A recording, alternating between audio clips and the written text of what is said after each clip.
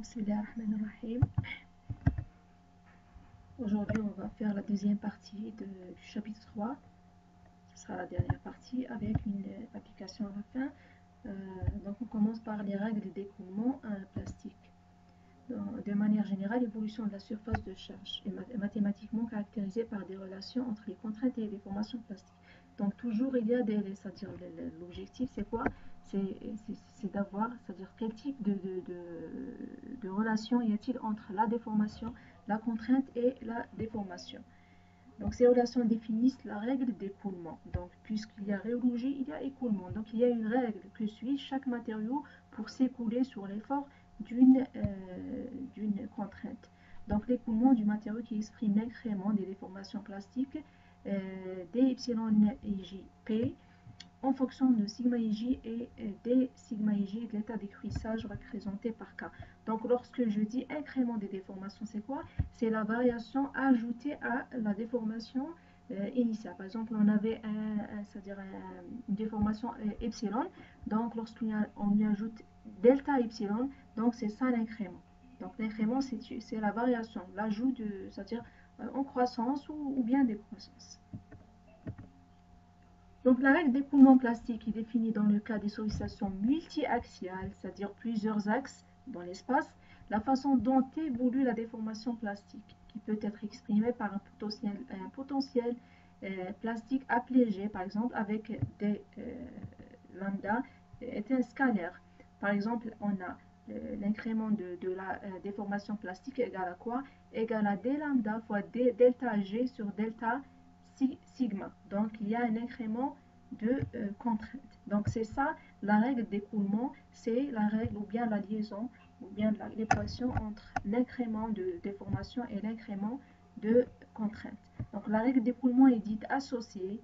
Donc, si on trouve le mot associé, c'est-à-dire la déformation plastique, suit la normale de la courbe d'état limite ou bien la surface de charge. Si on a une surface, donc la fois passée, on a vu une surface, donc de sorte que lorsqu'on est à l'intérieur de cette surface de charge, donc on est en état élastique, dans les limites, donc on est en état plastique. Toute normale, c'est-à-dire un axe qui est perpendiculaire à cette surface, donc ça, c'est-à-dire lorsqu'on a ce cas, donc on dit que l'écoulement, bien la règle d'écoulement est dite associée, on l'appelle associée.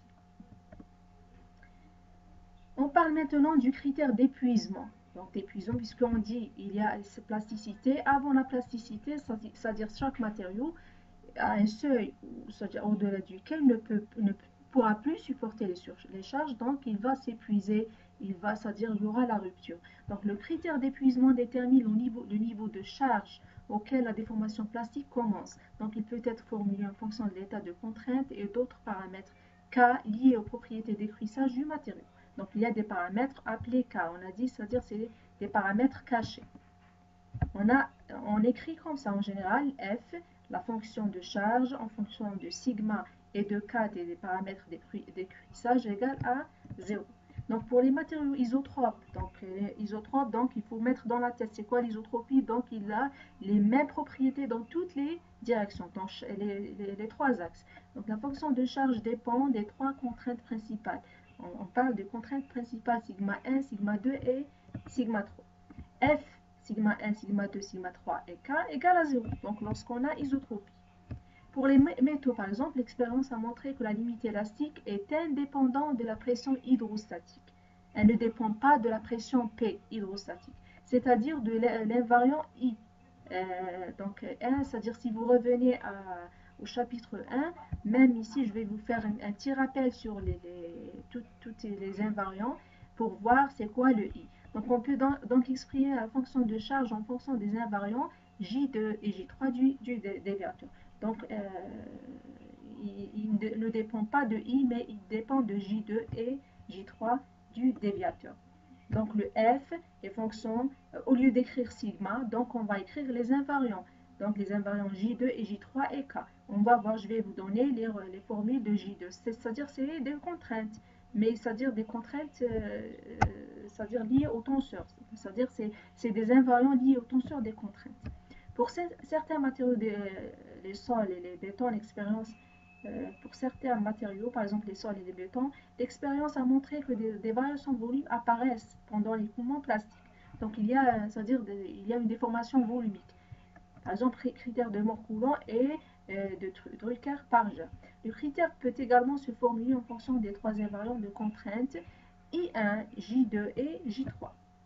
Donc la F est fonction de I1, J2, J2, J3 et c'est-à-dire du paramètre d'écrûissage. Donc le I1 est le premier invariant du tenseur des contraintes égal à sigma 1 plus sigma 2 plus sigma 3. Donc c'est la somme des c'est-à-dire des composantes diagonales. Un petit rappel maintenant. Donc vous avez toutes, je vous donne toutes les formules des invariants. Par exemple, les invariants du tenseur des contraintes sigma égale à quoi? Par exemple, I1 c'est la trace de sigma. La trace d'un tenseur ou bien d'une matrice, c'est quoi? C'est la somme des composantes diagonales, donc le sigma 1, sigma 2 plus sigma 3. Et I2 c'est un demi de la trace de sigma sigma. Donc sigma au carré. Donc un demi, lorsque j'écris ça, c'est l'écriture tensorielle. C'est-à-dire sigma fois sigma, donc sigma au carré. Donc ça va nous donner ça. Et I3, ça va nous donner, donc c'est sigma puissance 3. Un tiers de sigma 3. Donc ça c'est I3. Pour le tenseur des déviateurs des contraintes, on décompose. En général, je vous ai dit que chaque contrainte, chaque tenseur de contrainte est décomposé en c'est-à-dire deux composantes. Donc, une sphérique et une déviatorique. Donc, on a la partie sphérique ou bien la contrainte moyenne. C'est-à-dire si je dis la partie ou bien le côté sphérique, donc c'est la moyenne de ce tenseur. Donc, c'est quoi? La moyenne, c'est la trace, c'est-à-dire la somme des composantes diagonales sur 3. Donc, c'est I1 sur 3. La partie déviatorique, S, on l'appelle S, sigma, la contrainte, c'est-à-dire le tenseur des contraintes, moins la moyenne fois I. Donc, on a ainsi, on aura quoi? On aura le sigma égal à S, c'est-à-dire la partie déviatorique plus la partie sphérique, et la trace de S en général égale à 0. Donc, vous pouvez, c'est-à-dire la vérifier. Donc, on a les invariants du tenseur déviateur. Donc, on a le J1, c'est la trace de S égale à 0. J2, c'est 1 demi de la trace de S fois S, donc c'est I2 moins I1 au carré sur 6. Ça, on a à partir de quoi? Donc, c'est-à-dire à S, on va revenir, S égale à quoi? C'est sigma moins sigma M fois I, c'est le tenseur ou bien la matrice identique. Donc, si vous vérifiez ça, vous aurez ce résultat directement. Et le J3, on aura ça.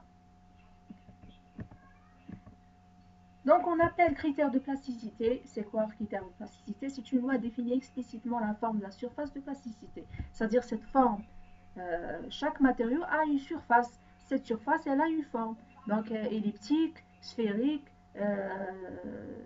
hexagonale. Donc, chaque critère, c'est-à-dire donne, c'est-à-dire la forme d'une charge du charge de plasticité ou bien surface de plasticité. Donc les critères de plasticité ont été initialement développés pour les métaux et ont ensuite été utilisés pour les sols, notamment en tant que critères de rupture. Donc la première des choses, c'est-à-dire les chercheurs, lorsqu'ils ont développé leurs critères, c'est-à-dire les modèles et tout, ils ont travaillé sur des métaux, mais ils ont pu les appliquer sur le sol.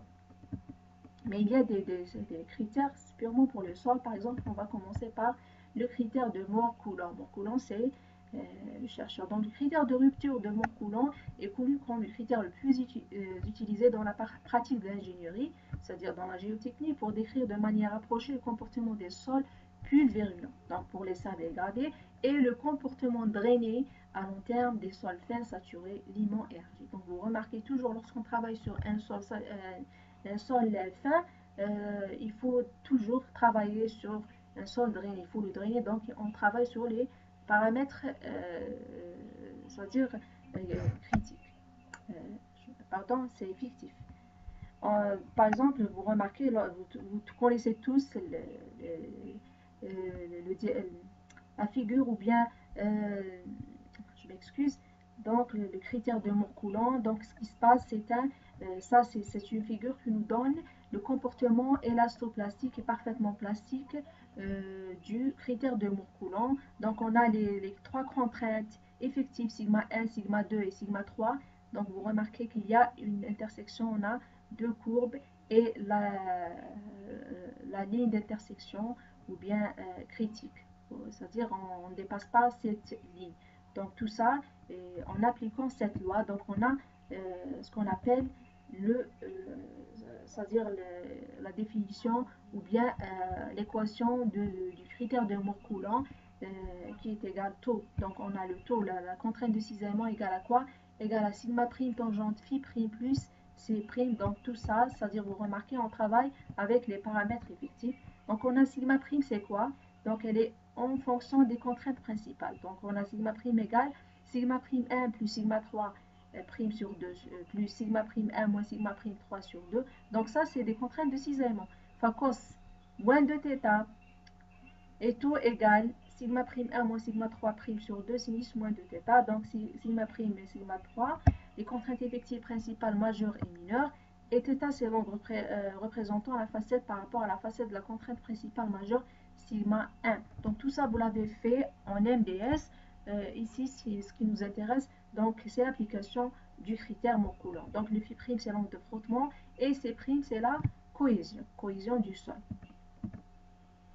Donc le comportement élastique linéaire parfaitement plastique avec le critère de rupture de Moore-Coulomb est finalement caractérisé par une élasticité linéaire. Donc il y a un côté élastique avec ses propriétés E et nu et un seuil de plasticité défini par la cohésion C', l'angle de frottement interne phi' et l'angle de dilatance xi, en plus de l'état initial. Donc on a plusieurs paramètres qui interviennent dans ce critère de Moore-Coulomb. Donc il faut pour cela faire au moins 2 essais de réaction à des pressions de complément différentes pour déterminer les paramètres du modèle. Donc il nous faut des essais, il faut au moins 2 essais à faire pour définir tous ces paramètres et avoir, c'est-à-dire notre critère et écrire notre équation. C'est-à-dire pour extraire c'est-à-dire l'état, le seuil de rupture. Donc la surface de charge F en fonction, c'est-à-dire de SIJ, du critère de Moore-Coulomb s'exprime de façon suivante. On a quoi? On a le F en fonction de sigma prime IJ égale à quoi? Sigma prime 1 moins sigma prime 3 moins sigma prime 1 plus sigma prime 3 sinus phi prime moins 2 C prime cosinus. Donc ça, c'est l'écriture de la surface ou bien la fonction de charge. La surface de charge ou bien la fonction de charge. Donc ça, c'est la limite. Donc la limite du chargement. Donc au-delà de cette fonction, de ce chargement, donc on est, c'est-à-dire on sort de l'état ou bien de la phase élastique. Dans l'espace des contraintes principales, l'équation, donc dans le manuscrit, vous trouvez l'équation 3,10, c'est-à-dire cette équation, non, c'est l'équation de taux prime égale à sigma prime,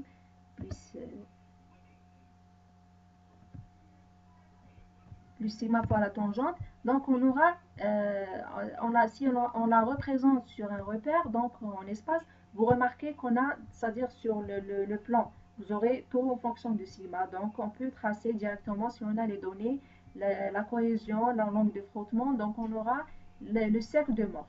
Mais en espace, on aura comme si on a un cône à base hexagonale. Donc vous remarquez bien que c'est la base de notre cône, c'est en espace. Donc le critère de Moore nous trace un cône en espace. La section normale à chaque point est un hexagone irrégulier. Bon, donc vous remarquez, il n'est pas régulier. Donc c'est la base de notre cône.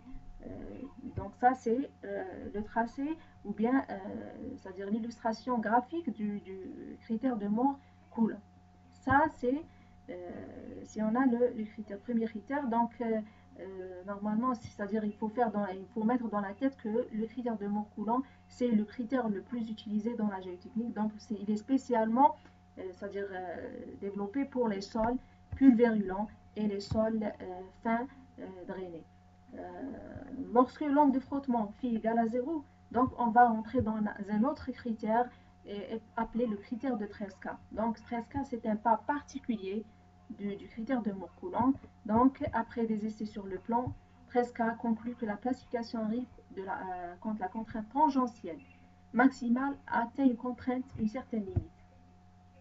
Donc c'est quoi ça? On a cette écriture. On a F égale sigma 1 moins sigma 3 moins 2K. Par exemple, il écrit ça. Donc on a cisaillement moins 2K. Donc sigma 1 supérieur à sigma 2, donc c'est les contraintes principales. Donc si les contraintes principales sont sigma 1, 2 et 3, ou sigma 1 est supérieur, donc on a cette condition, alors la classification commence en quoi? Quand on a sigma 1 moins sigma 3 égale y, car donc il a, c'est-à-dire cette fonction l'a appelée y, en fonction de k. Donc y c'est un paramètre matériel déterminé expérimentalement, et k c'est le paramètre d'écrasage. Donc ça on pourra l'avoir si on fait, c'est-à-dire un essai triaxial, donc on aura le y. Donc ça c'est le cisaillement, et on aura le y, donc la limite. Donc si on a l'écrasage, ça commence, donc on aura le y. Donc le seuil de la valeur de y est habituellement la contrainte qui est déterminée de l'essai de traction simple unidimensionnelle. Donc pour la condition de classification, on a c'est-à-dire la valeur maximale de la contrainte tangentielle soit égale ou inférieure ou égale à sigma 0. Donc on a une contrainte limite sigma 0. Ou bien on peut écrire aussi maximum, c'est le max de 7, donc de sigma 1 moins sigma 2 sur 2. Ou bien sigma 2, c'est-à-dire si on est en espace, on a 3 contraintes. Donc on a pour le cisaillement, le premier cisaillement, le deuxième, donc on va prendre le maximum. Donc égal sigma 3 moins sigma 1 sur 2, puisque sigma 3 c'est c'est la maximale, donc quelle est la valeur maximale ici? C'est sigma 3 moins sigma 1, donc le maximum entre ces trois contraintes, donc c'est bien sigma 3 moins sigma 1 sur 2. Et on appelle sigma y sur 2. Sigma y c'est la contrainte d'épuisement initial en traction simple. Donc ici, si on fait un essai unidimensionnel, donc on aura tout simplement c'est-à-dire la valeur limite de cisaillement, c'est la contrainte d'épuisement initial sigma y. Donc le maximum, c'est sigma y sur 2 si on a un essai de traction simple. Parce que ça diffère, hein. C'est-à-dire c'est en fonction de l'état de contrainte qu'on a. Ici, on a un état de contrainte unidimensionnel, un état de traction. Donc on aura directement, c'est le maximum. Le maximum c'est-à-dire de contrainte de cisaillement, c'est le sigma y sur 2. Dans l'espace de contraintes principales sigma 1, 2 et 3, la surface définie par la fonction de charge est un prisme parallèle à l'axe, donc à base hexagonale régulière. Je vais vous donner la forme. Donc on aura ça. Donc ça c'est la forme. Donc en espace on a une forme d'un cylindre hexagonal à base hexagonale. Et vous remarquez, c'est-à-dire si on fait une vue en plan, on peut remarquer, on peut voir, c'est-à-dire la base de notre hexagone, c'est l'accession du prisme par rapport à un plan pi. Donc si on fait une coupure avec un plan pi, on pourra voir ça. Donc on pourra voir la racine carrée de 2 tiers de sigma y. Donc si on a, c'est-à-dire les trois contraintes interviennent, donc on aura 2 tiers de sigma y si on est en espace.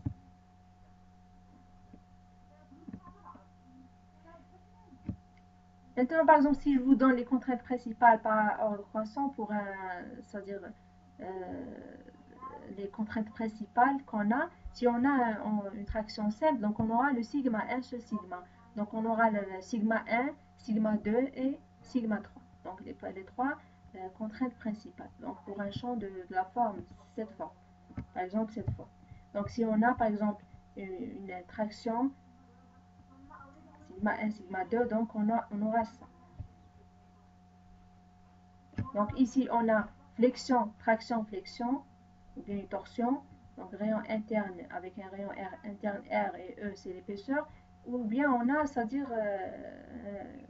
des tractions dans toutes les directions, dans les deux directions, sigma 1 et sigma 2. Donc ici, c'est la traction torsion, on a une traction avec torsion, et ici, on a une traction biaxiale. Donc on a ce type de ces contraintes principales dans ce cas de chargement. Parce qu'une fois vous aurez l'état de chargement ou bien l'état de contrainte, donc automatiquement vous aurez, c'est-à-dire les limites ou bien les critères, les seuils des critères. Le critère de Tresca, qui est un cas particulier du critère de Montcoulon, est utilisé pour les sols cohérents à court terme seulement. Donc on peut l'appliquer aussi sur les sols cohérents. Puisque je dis cohérent, c'est-à-dire l'angle de frottement égal à 0. Donc lorsque j'ai le critère de Montcoulon et j'ai c'est-à-dire un angle c'est-à-dire je travaille sur un solfège, donc automatiquement je vais appliquer directement là le critère de 13K. Parce que phi égale à 0, donc on rentre dans le cas d'un autre critère. J'ai dit que le 13K, le critère de 13K, est un cas particulier de Moore-Coulomb. On passe à un autre critère, c'est von Mises, donc il est applicable, très applicable sur les métaux. Le critère de plasticité de von Mises, la déformation des matériaux commence lorsque le second invariant de contrainte déviatorique J2 atteint une valeur critique. Donc, puisque j'ai la formule de J2, donc je vais l'appliquer. C'est pourquoi cette théorie est parfois appelée théorie de plasticité J2 ou bien du flux J2. Donc, on a le F, la fonction F égale à J2 moins K au carré égale à 0. Donc, la plastification se produit lorsque le racine de 3J2 supérieur ou égal à sigma Y. Sigma Y. Donc, on va voir, est-ce que c'est la limite? C'est l'état de chargement. Donc, sigma Y, c'est l'état de chargement qu'on a. Donc, ou bien, où on a J2, c'est quoi? Je vous ai donné sa formule, ou bien on peut l'écrire comme ça. Donc, en appliquant les invariants que je vous ai donnés dans le slide précédent, donc on pourra appliquer directement. Donc, on a 1 demi Sx au carré plus Sy au carré plus S, c'est-à-dire c'est la trace de S au carré, du tenseur déviatorique. Donc, la trace, c'est-à-dire la somme de ces composants diagonales, plus tau x y au carré, tau yz au carré, tau xz au carré, avec le S c'est quoi? C'est sigma moins 1 tiers de sigma kk delta ij, donc l'application directement de sigma moyenne moins 1 de 1 tiers de sigma fois le i, le tenseur identité. Donc, ou bien on peut écrire f égale à quoi? Donc on peut écrire cette formule, ou bien on peut écrire f, c'est-à-dire la fonction de charge, égale à quoi? 1 sixième de sigma 1 moins sigma 2 au carré, plus sigma 2 moins sigma 3 au carré, plus sigma 3 moins sigma 1 au carré, moins k au carré égale à 0. Donc, toutes ces écritures. Donc, lorsqu'on a un problème, on va vous imposer, ou bien, c'est-à-dire on va vous supposer, proposer, c'est-à-dire l'état de, c'est-à-dire le critère, c'est-à-dire l'écriture du critère. Par exemple, on aura f aussi égale, donc c'est le même, 1 sixième, sigma x moins sigma y, ou bien c'est-à-dire on travaille avec les contraintes principales, ou bien les contraintes sigma x, y et tangentielles aussi. Donc ici, lorsque j'ai les contraintes principales, donc les tangentielles égales à 0. Donc automatiquement, on n'a pas cette partie. Parce que c'est des contraintes principales, donc c'est-à-dire les contraintes tangentielles sont nulles. Mais si on est en général pour les sigma x, y, les contraintes normales, donc il faut écrire le tout. Ok. C'est l'équation d'un cylindre à base circulaire. Donc vous remarquez von Mises donc a une autre forme. Donc ça va nous donner, c'est-à-dire cette équation, c'est quoi? C'est l'équation d'un cylindre avec à base circulaire. Donc circulaire, donc on a sigma 1 égale à sigma 2 égale à sigma 3, donc en espace. Sa section par le plan pi, on aura un cercle. Vous aurez le cercle qui a un rayon k, la racine de 2. Donc, si, c'est-à-dire au cours des exercices, les applications qu'on va faire, vous allez mieux comprendre en appliquant ces trois critères. Donc, à la fin, je vous donne un petit exemple, c'est-à-dire application numérique. Donc, on va appliquer ce qu'on venait de voir. Un tube circulaire est soumis à une pression interne P. Donc, vous remarquez une pression interne, donc une pression, c'est-à-dire dans les parois. Par exemple, la pression de l'eau est soumise à une pression interne P et à un couple de torsion. Vous remarquez C, un couple de torsion C. Aucun effort n'étant exercé selon l'axe OZ. Donc, on a les trois axes. Ça, c'est l'axe, c'est-à-dire considérant l'axe, ça, c'est l'axe OZ du tube. Compte tenu du fait, c'est-à-dire on a ni traction ni rien du tout. Donc, compte tenu du fait que son épaisseur E est petite devant le rayon R, elle est très petite, on admettra, sans le démontrer, que l'état de contrainte en tout point de l'épaisseur du tube s'écrit en composante dans le repère. Donc, normalement, je vous demande d'écrire cet état de contrainte, mais je vais vous le donner. Donc, je vais éliminer ça, sigma RR, puisque le R est, c'est-à-dire puisqu'on n'a pas de contrainte selon l'axe RR. ça, c'est-à-dire c'est les composantes cylindriques. Donc sigma R et θ. Donc on aura sigma, l'état de contrainte, je vous le donne. Donc ici 0, et on a seulement sigma θ θ, sigma θ Z et sigma θ Z, ou bien Z θ, c'est la même chose. Donc ça, c'est l'état de contrainte, puisqu'il y a une contrainte selon, c'est-à-dire, parce que j'ai une contrainte, c'est-à-dire une torsion ici. S'il y a une torsion, donc il y a un angle de, c'est-à-dire où il va pivoter. Et θ et Z, et on a l'axe Z qui tourne autour de lui. Donc on a sigma θ égale à quoi? Sigma θ égale, c'est une contrainte, donc c'est une charge, ou bien c'est une force sur une surface. Donc si on applique ça, on aura le égal à P, donc la charge P, sur la surface des parois, la surface du paroi du cylindre. Et on a sigma θ Z, c'est quoi? Θ Z, c'est une torsion, donc 2pi r carré fois E, donc c'est-à-dire c'est la surface, c'est-à-dire de la base du cylindre. Donc le matériau obéissant à un critère de plasticité de von Mises, donc je vous donne le critère de, c'est-à-dire comment ça s'écrit. Donc je vous donne c'est-à-dire si c'est-à-dire je considère que la fonction de limite, ou bien qui nous donne, ou bien qui délimite la surface de charge, est celle-là. Donc c'est 1/2 de S fois S, la racine carrée, la puissance 1/2, c'est-à-dire la racine carrée de 1/2 S fois S. Donc si c'est-à-dire la multiplication de deux matrices, ça s'écrit comme ça, c'est-à-dire sous forme tensorielle ou bien matricielle. Moins k inférieur ou égal à 0. Donc ça, si on, c'est-à-dire c'est ça l'état de critère de von Mises. Écrire ce critère, je vous demande d'écrire ce critère en fonction des composantes sigma θ θ et θ Z, et on déduire le domaine d'élasticité du tube dans le plan des paramètres de chargement PC, que l'on exprimera sous la forme, donc je vous donne ça.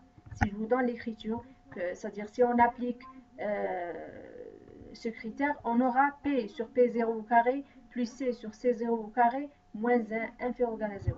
Donc, écrire c'est-à-dire ce critère avec les composantes, c'est-à-dire vous allez appliquer ici le S, on va d'abord calculer le S, c'est-à-dire le tenseur déviateur, ensuite on va écrire ce critère, mais en remplaçant, c'est-à-dire par les contraintes. D'accord? Donc, ensuite, et en déduire le domaine d'élasticité du tube dans le plan des paramètres de chargement P et C que l'on exprimera sous la forme dont je vous donne cette forme, où l'on calculera P0, C0 en fonction de K, R et E, et je vous demande de représenter dans le domaine, ou bien ce domaine dans le plan P et C. Donc, c'est-à-dire qu'est-ce qu'on va faire? On va, tout d'abord, on a besoin de S, puisqu'on a dit que le critère de von Mises, c'est la racine de 3J2. La racine carrée de 3J2 moins, c'est-à-dire un paramètre K inférieur ou égal à 0. Donc, on aura S égale à sigma moins 1 tiers de la trace de I. Donc, c'est ça S. Donc, on a le sigma, c'est donné, je vous ai donné ça, l'état de contrainte, moins le 1 tiers de la trace de sigma. Trace de sigma, c'est quoi? Donc, c'est sigma θ, puisque les autres, c'est 0. Donc, c'est 0 plus sigma θ plus 0. Donc, sigma θ fois I, fois l'identique, donc fois 1, 1, 1, 0. Les autres sont tous 0. Donc, on aura une matrice θ, sigma θ, sigma θ. 1 tiers. Égal, donc si je fais c'est-à-dire la soustraction, on aura ça. D'où le 1/2 de SS. 1/2 de quoi? S fois S. Donc, 1/2 de, c'est-à-dire de la trace de sigma au carré. Ça, c'est la trace de sigma au carré. SS. Donc, 1/2 de la trace de sigma au carré. Donc, c'est la trace sigma au carré. Donc, c'est S au carré plutôt. S au carré, c'est ça. Ok. Donc, si vous remarquez, si on fait 1/2 de SS, c'est 1/2 de trace au carré. Donc, vous aurez cette écriture et on aura ce résultat. Donc, on pourra, c'est-à-dire, les remplacer dans notre formule donnée. Donc, c'est F sigma égale à quoi? Et égale la racine carrée de quoi? Je vous ai donné la formule. La racine carrée de 1/2 de S, de la trace de S carré. Donc, c'est 1/2 de ce résultat. Inférieur, c'est-à-dire moins K inférieur ou égal à 0. Donc, si on remplace les contraintes par leurs expressions en fonction des paramètres de chargement, donc sigma θ, sigma, θ z, sigma, θ θ. Donc, c'est donné. Donc, je vous ai donné sigma θ θ et sigma θ z. Donc, je vais tout simplement les remplacer ici, ici. Donc, j'aurai f sigma, c'est ça. Donc, ça au carré, la racine carrée de tout ça, moins k f est égal à 0. Donc, il faut les avoir en fonction de k, c'est ça. Donc, si je remplace, c'est-à-dire je divise par k, j'aurai quoi? J'aurai P0 égale à k fois la racine de 3 E sur R, et C0 égale 2pi k fois R carré E. Donc, le domaine d'élasticité. Le domaine d'élasticité, c'est quoi? C'est lorsqu'il est égal, il est inférieur à 0. Donc, c'est le domaine d'élasticité. Donc, le domaine d'élasticité correspondant est représenté sur la figure ci-dessous. Donc, il s'agit de quoi? Ça, c'est le domaine d'élasticité. Tout ce qui est en gris. Si je suis sur les limites, donc c'est le domaine de plasticité. Lorsque c'est inférieur, donc c'est le domaine d'élasticité. Donc, c'est c'est-à-dire forme parabolique. Vous remarquez, donc l'intersection, c'est quoi? Lorsque j'ai P0, ça c'est P0 que j'ai trouvé égal à K fois la racine de 3E sur R. Et ça, c'est quoi? C'est C0 qui est égal à 2pi K fois R carré fois E. Donc, ce que je vous demande, c'est de refaire cet exercice, pas par pas, pour mieux comprendre. Et si vous avez des questions, il faut les écrire, les mentionner lors de notre rencontre. Donc, j'ai terminé. Je vous souhaite une bonne lecture et c'est-à-dire révisez bien pour faire des exercices ensemble lorsque on va se rencontrer la semaine prochaine, Inch'Allah.